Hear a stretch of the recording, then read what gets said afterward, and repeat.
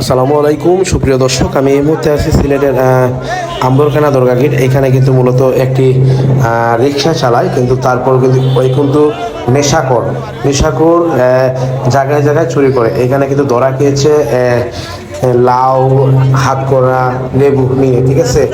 কিন্তু সে বলতেছে যে আমাকে ক্যামেরা করেন না, আমি চুরি করি নাই। কিন্তু মূলত স্বীকার করেছে সে চুরি করে এনেছে। আবার কোনার থেকে একবার বলে ভ্যান গাড়ি থেকে পড়ছে, একবার বলে চুরি করে আনছে। তার কথার কোনো স্টেশন আমরা পাচ্ছি না। এখানে মূলত তাকে আটক করা হয়েছে। রিক্সার মালিক রিক্সাটা তো সঠিক চুরি করে আনে নাই তার কোনো গ্যারান্টি নেই।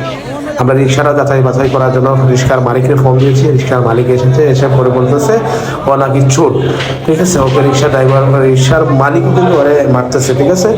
আপনারা আমাদের চ্যানেলের সাথে দেখো অবশ্যই। আর মূলত উদ্ধারকারী যেখান থেকে মালগুলো আনছে আমরা দেওয়ার চেষ্টা করব।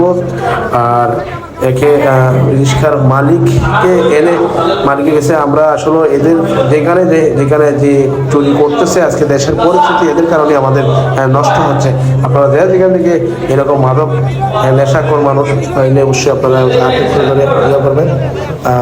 আর আমরা ওরে আশাবাদী আছে রিক্সার মালিক এসেছে, আমরা রিক্সা দেওয়ার চেষ্টা করবো। পরে কিন্তু আমাদের তাই ঠিকানা দিয়ে এরপরে নিতে হবে রিক্সাটি, না হলে তাকে দেওয়া হবে না।